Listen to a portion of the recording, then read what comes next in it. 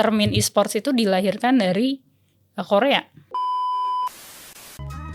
Ya kayak sebagai game aja sih. Kenapa? Atlet e-sport itu juga ada sisi peperangan. Atlet di Indonesia, atlet e-sport, salah satu atlet e-sport itu penghasilannya itu $350,000. Halo, kembali lagi bersama saya Sadam, host podcast Youth Lab. Di episode kali ini kita akan membahas e-sport.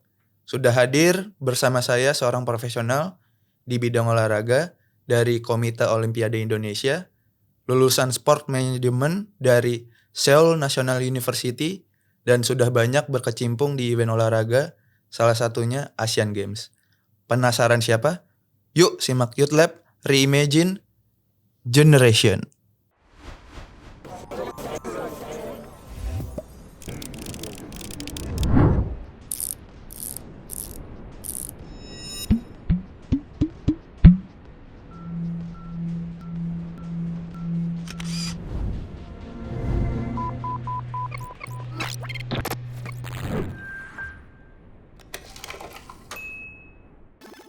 Halo Mbak Tara, gimana kabarnya? Halo Mas Adam, kabar baik sekali. Terima kasih sudah mengundang di podcast pagi ini. Terima kasih juga sudah hadir dan waktunya di sini Mbak. Menurut Mbak Tara gimana perkembangan e-sport di Indonesia dalam 5 tahun terakhir ini Mbak? Kalau untuk e-sport sendiri itu sangat menarik ya. Jadi merupakan satu fenomena yang memang lagi tren banget nih di kancah industri olahraga di Indonesia. Kancah industri. Kalau misalnya kita mundur ke 5 tahun belakangan ya, berarti tadi pertanyaannya Mas Adam, berarti 2019 ya. Nah itu aku boleh mundurin dikit deh di 2018 karena itu salah satu momentum juga tuh untuk perkembangan e-sports di Indonesia. Jadi di 2018 itu pertama kalinya e-sports itu dipertandingkan sebagai exhibition sport di Indonesia. Di Indonesia ya. Jadi saat itu ada Asian Games kan di Jakarta Palembang dan e-sport itu jadi salah satu exhibition sport saat itu dipertandingkan. Jadi itu merupakan satu momentum juga gitu untuk perkembangan e-sports di Indonesia. Kemudian di 2019, 2020 kan seperti yang kita tahu ada pandemi ya. Nah, pandemi itu justru lebih lagi tuh Mas Adam, Efeknya lebih apa, Mbak? Lebih menggairahkan industri e-sports itu. Oke. Jadi karena dulu ada karantina, ada work from home, jadi akhirnya olahraga yang tadinya di luar ruangan banyak yang shifting juga ke dalam rumah gitu. Jadi makin banyak lagi tuh yang main e-sports pada saat pandemi. Jadi statistiknya makin meningkat. Kemudian di 2021 itu di SEA Games, waktu itu di Hanoi, Vietnam, itu e-sports akhirnya menjadi cabang olahraga. Gitu, itu di 2021, 2022 juga di Asian Games dipertandingkan e-sports dan tim Indonesia juga memperoleh medali saat itu di tim Indonesia e-sports. Di SEA Games dapat emas, terus di SEA Games yang Kamboja juga dapat emas dan perak, dan yang di SEA Games Kamboja itu tim perempuannya justru yang dapat emas gitu. Jadi itu kalau 5 tahun ya itu perkembangannya dari mulai 2018 sampai sekarang tuh luar biasa banget sih di Indonesia ini. Kalau di Indonesia sendiri e-sport udah dijadiin kategori, kan kalau di Hanoi tadi 2000 berapa Mbak? Di Hanoi itu 2021. Kalau di Indonesia sendiri 2000 berapa berarti? Kalau untuk mulainya sebagai pertandingan profesional di Asian Games itu sih. Gitu. Jadi di 2018 itu tadi gitu.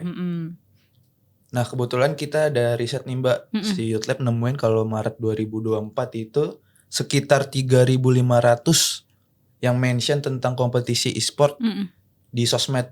Ini kan berarti animonya itu masyarakat soal ini tinggi nih.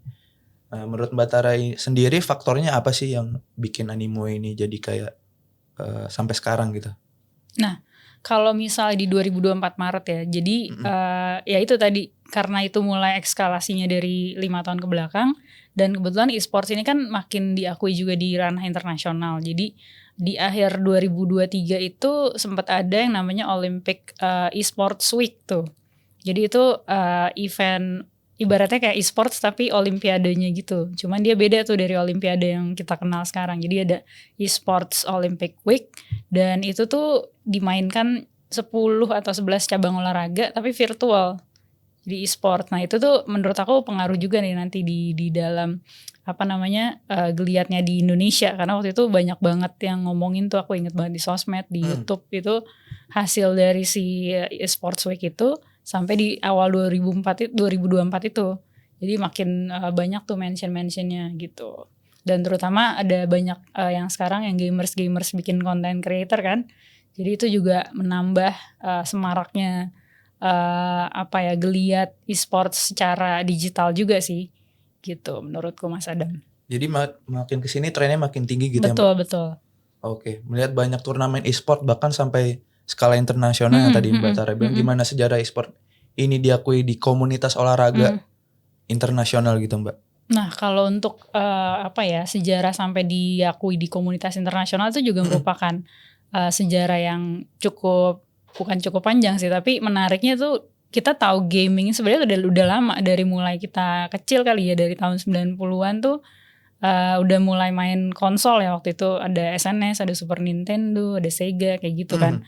Nah kalau saat itu tuh pertandingannya tuh pakai konsol, jadi belum ada gadget gitu. Itu kan udah bisa dibilang sebagai video gaming competition saat itu, tapi belum dikenal tuh istilah e-sports.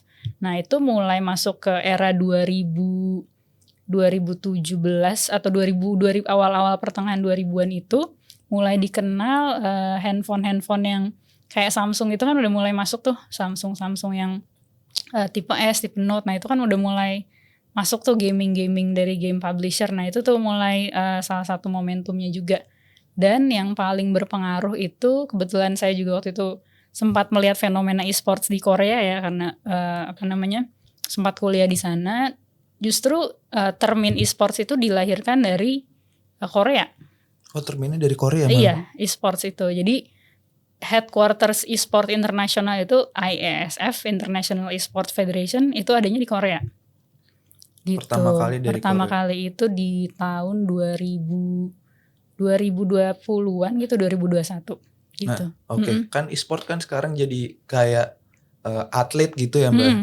Apa bedanya nih antara e-sport sama olahraga konvensional jadinya?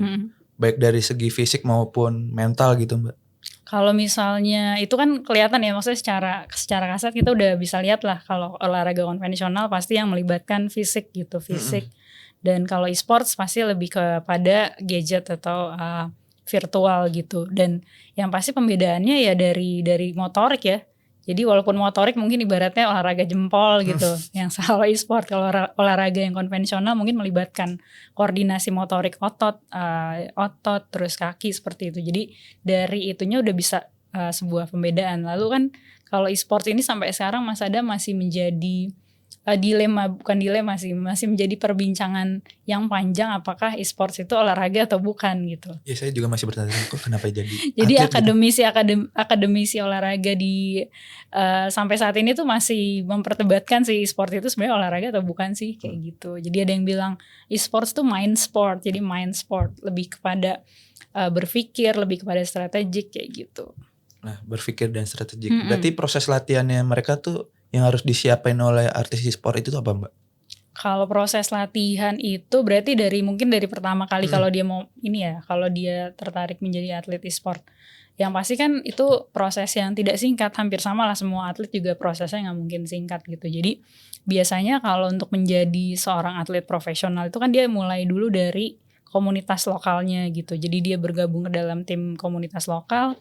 Kemudian nanti komunitasnya itu yang akan membawa ke event-event turnamen tingkat nasional, terus kemudian regional sampai nanti ke internasional gitu. Jadi kurang lebih step-stepnya seperti itu. Kalau misalnya di dunia olahraga yang normal yang biasa itu, misalnya ada kejuaraan daerah dulu, kemudian ada kejuaraan nasional, lalu ada event regional itu SEA Games, event kontinentalnya itu Asian Games, kemudian di event yang paling tingkat teratasnya itu Olimpiade. Berarti emang stepnya itu Mbak mungkin dari klub sama community dulu. Betul. Baru ke tahap-tahap yang Mbak bilang ya. Apa sih tantangan terbesar yang dihadapi oleh pemain e-sport sekarang Mbak, baik secara individu ataupun dari tim gitu? Kalau misalnya dari individu udah pasti ya. Jadi kan tim e-sports itu kan ada yang individu, ada yang grup gitu kan. Saya secara atlet e-sport tuh ada yang individu, ada yang tim. Nah biasanya tuh tantangannya untuk ketika dia terbiasa jadi pemain yang solo gitu atau single player, untuk dia masuk ke tim itu harus punya penyesuaian banget, karena kan itu berbicara kepada kembali ke dia harus percaya sama timnya, teamwork. Terus udah gitu dia juga harus, menurutku pribadi sih tantangan terbesarnya juga mengontrol emosi ya. Karena kan kalau misalnya mungkin single player dia kayaknya oh ya ini memang yang strengths-nya aku ada di sini nih, tapi ketika dia bergabung di dalam tim, dia harus tahu strength weakness-nya setiap anggota tim itu untuk menyesuaikan. Nah itu yang menurut aku jadi tantangan sendiri buat atlet e-sports kayak gitu. Kalau tim berarti itu dia dikumpulin di satu tempat apa emang setiap minggu kumpul begitu Mbak? Kalau tim itu maksudnya jadi satu gaming itu dimainkannya dalam tim. Jadi timnya itu untuk mendapatkan skornya itu melalui tim gitu. Jadi kayak estafet gitu dan jadi mungkin kayak ibaratnya kerja kelompok lah gitu. Jadi nomor pertandingan di sport itu ada yang solo sama ada yang tim. Berarti dibuatin Gitu. camp gitu Mbak kalau yang tim. Kayak gitu. Kalau yang juga. individu juga ada pelatihannya juga. Ada sama sih. Tapi nggak ikut nge-camp gitu. Jadi dia sama-sama di dalam campnya juga, cuma nanti yang membedakan di nomor pertandingannya itu kita bilangnya. Oh di nomor pertandingannya. Iya gitu Mas Oke. Ada. Sebelum lanjut kita ada street interview nih Mbak. Mungkin Boleh. bisa kita tonton dulu yuk. Ahmad Bilal Rizali, kelas 8, sekolah di SMP 19 Jakarta. Saya Faiza Setianto Pradana, sekolah di SMP 68 Jakarta, kelas 7. Nama saya Fatir Muhammad Ridwan, saya sekolah di SMP 68 Jakarta. Kalau lagi ada teman mabar, kalau di rumah paling solo atau enggak ngechat teman biar asik gitu. Karena biar komunikasinya enak juga. Komunikasinya enak. Iya, kalau solo biasa itu publiknya nggak jelas semua, egois. Dulu sempet sih, tapi sekarang udah enggak sih, kayak udah kurang menarik lah, cuma buat happy-happy aja main game, bukan buat profesi. Enggak sih, kalau pas sport enggak. Kayak cuman ya kayak pengen ya kayak suka game aja sih. Kenapa? Atlet sport itu dia juga ada sisi peperangan sih. Kalau misalnya lo udah pensiun ya bakal jadi pengangguran. Oh gitu. Karena kan sport itu cuma ada di game doang kan. Kalau keluar kalau mau nyari lamaran kayak kerja lagi susah, karena kan kayak kan dilihat dari track record ya. Ini anak dia kerjanya apa? Misalnya anak kerjanya di sport. Ya udah kayak lo nggak ada skill nih buat kayak kantor gitu udah. Oke Mbak, kita tadi habis nonton street interview.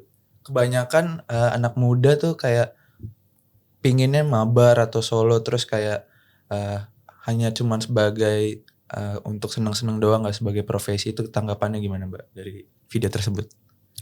Ya kalau tanggapan aku sendiri sih yang ngelihat namanya anak muda ya, jadi kan mereka kan memang kadang kalau suka sama si gaming atau e-sport tuh awalnya memang dari hobi sih.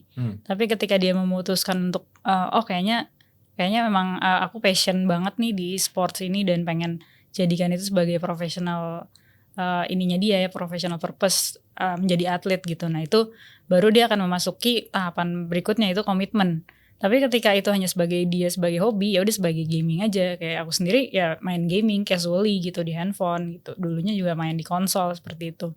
Nah kalau tadi istilah mabar sama solo sih ya itu pasti kan banyak yang lebih suka mabar ya. Kayaknya dari dulu juga kita kalau main juga pasti seringnya sama temen gitu. Kalau main sendiri kayaknya ya gak seru aja.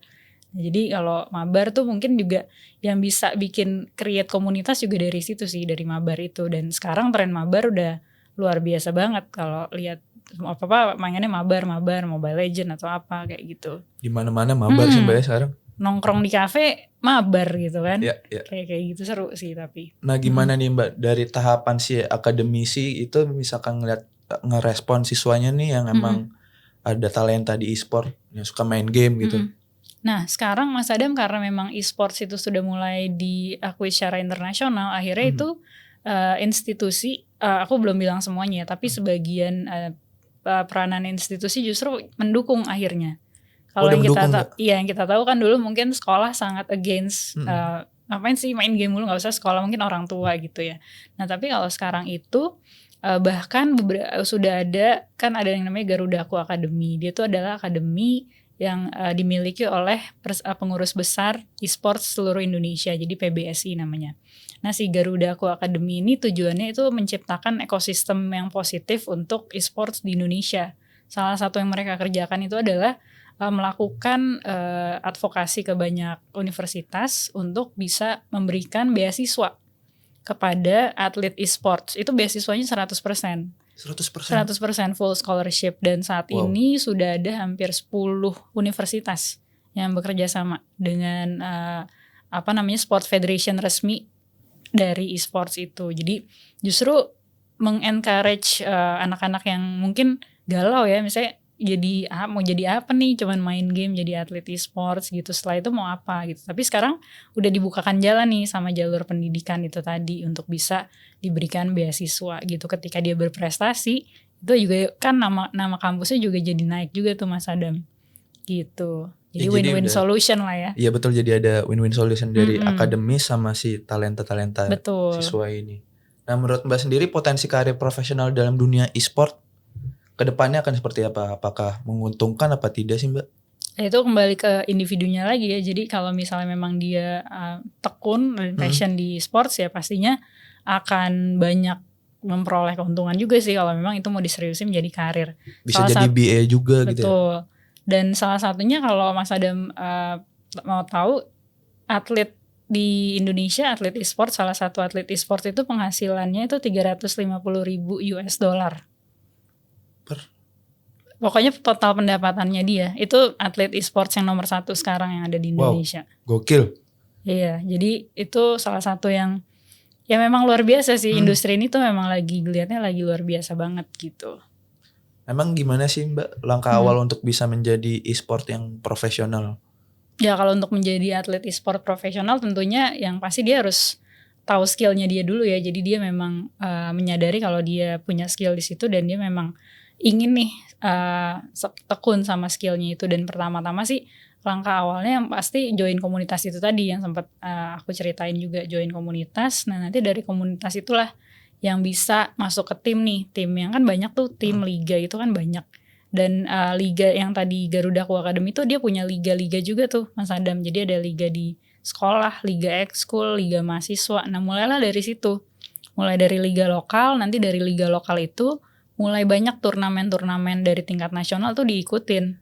Selama rankingnya oke, dia konsisten dengan performance yang bagus, pasti dia akan terus ikut turnamen-turnamen itu sih. Dan itu kan pengaruh sama jam terbangnya ya. Jadi makin dia jam terbangnya juga oke, pastinya dia akan terus naik tuh dari tingkat yang nasional, terus yang tadi tingkat regional sampai ke tingkat internasional gitu. Jadi ya itu step-step untuk menjadi atlet e-sports yang sampai di tingkat internasional kayak gitu. Itu guys. Dengan konsisten juga ya Mbak. Dan ekosistemnya udah ada dari Garuda. Dan sudah didukung juga ekosistemnya juga di Indonesia ini karena pemerintahnya juga cukup serius ya menggarap e-sports ini gitu. Nah kan Batara kan sempat di Korea nih ya. Tahu nggak gamers faker nggak Mbak? Terus yang main League of Legends itu Mbak. Dia kan populer banget tuh, udah kayak idol lah. Gimana ya dari gamers bisa populer gitu Mbak? Ya aku pernah dengar juga sih, Faker itu kan dia pemecah rekor untuk League of Legends ya. Ya karena kalau di Korea memang yang tadi sempat aku sebutkan juga, dia tuh ibaratnya pencetus industri sports justru awalnya dari East Asia itu. Dari Korea, dari Cina, terus kemudian Jepang. Jadi justru bukan peradaban Western nih. Jadi tren e-sports itu justru dibawa dari Asia. Dan itu berpengaruh sama kultur gaming di Korea. Itu melahirkan banyak banget atlet-atlet e-sports berbakat tuh si Korea, termasuk si Faker ini. Dan akhirnya karena Korea juga kaitannya Korea kenapa bisa juga membawa tren e-sports itu dengan teknologinya dia. Kemudian dia punya Samsung ya kan. Jadi itu semua adalah ekosistem yang saling terkait gitu. Dengan itu semua dia akhirnya juga membuat satu tren untuk jadi digital content creator untuk gaming itu. Kalau lihat di YouTube tuh kan banyak tuh yang channel-channel yang yaitu yang review game, dia lagi main game diliatin, itu view-nya udah bisa jutaan view sih biasanya kayak gitu. Yang streaming lagi. Streaming bener. Ada interaksi di komen atau di apa, itu malah justru yang menarik ya sekarang yang ditonton. Oke. Atlet Indonesia e-sport sendiri dari global gitu ngeliatnya gimana Mbak? Apa karir ya Mbak? Kalau karir ya itu tadi sih kalau misalnya untuk berbicara tentang karir, selama dia memang punya keseimbangan ya, kalau aku bilangnya kata kuncinya tuh balance, life balance gitu. Jadi kalau dia balance antara dia juga tetap dengan passionnya itu dengan e-sports, tapi dia juga tetap mengejar akademiknya, menurut aku itu akan jadi sebuah contoh yang bagus sih, role model untuk yang lain, untuk memotivasi anak-anak muda lain yang pengen memang suka di jalur e-sports ini kayak gitu. Tapi udah dianggap sama dunia belum sih Mbak kayak wah nih atlet e-sport Indonesia nih jago-jago gitu? Kalau untuk ke tingkat dunia yang tadi perolehan medali kita sih udah lumayan, karena tim Indonesia di e-sports ini tuh udah cukup banyak diakui lah, dan terutama salah satu prestasi yang cukup tinggi itu waktu kita jadi tuan rumah World E-Sport Championship tahun 2022. Itu kita juara umum waktu itu Mas Adam, tim Indonesia gitu. Dan di game apa itu Mbak? Di World E-Sport Championship. Jadi turnamen dunia khusus e-sport. Itu ke 15 atau ke 16. Jadi udah 16 kali. Kebetulan Bali dipilih jadi tuan rumah. Dan kita waktu itu juara umum 2022. Oh, keren. Gitu. Mantap. Nah, biasanya di sesi penutup podcast ini kita selalu ngasih pertanyaan tentang reimagine generation. Apa sih definisi reimagine generation menurut Mbak Tara tentang e-sport yang sudah kita bahas? Tentang e-sports dan reimagine generation. Yes. Ini menarik sih. Jadi kalau menurut saya sendiri sebagai pelaku yang ada di industri olahraga yang melihat bagaimana transisi dari olahraga konvensional dan sekarang menjadi olahraga yang ibaratnya ada konvensional, ada yang modern, ada yang, karena itu kan perkembangan zaman yang tidak bisa dihindari ya. Nah, jadi kata itu mempunyai makna khusus, justru kita harus adjust ke situ gitu. Jadi membayangkan generasi muda tuh sangat dinamis, dan dunianya atau industrinya tuh harus bukan justru menolak, tapi justru harus mengembrace itu, mengadjust ke situ. Jadi mencoba mereimajinasi kembali generasi muda yang akan terus berkembang. Mungkin nanti ke depannya nggak cuma e-sports, akan ada bentuk-bentuk virtual sports lainnya, kayak misalnya ada virtual taekwondo, udah mulai ada Mas, ada virtual taekwondo, virtual tenis. Jadi tuh nggak cuma gaming aja. Jadi beneran ada kegiatan fisiknya tapi dikombine sama virtual. Itu menarik banget sih. Udah ada gitu. Jadi kurang lebih itu sih pendapatku tentang reimagine generation dalam kaitannya dengan e-sports gitu. Tetap embrace ya intinya. Betul. Oke, terima kasih banyak Mbak Tara Thank atas you Mas diskusinya. Adam. Oke, seru sekali obrolan kita tentang e-sport dengan Mbak Tara tadi. Nah, menurut sahabat Youth, e-sport di Indonesia itu gimana sih? Bisa komen di bawah ini. Dan jangan lupa follow sosial media kita di Instagram @youthlabzain, website kita youthlab.id, dan jangan lupa subscribe, like, dan share. Bye-bye.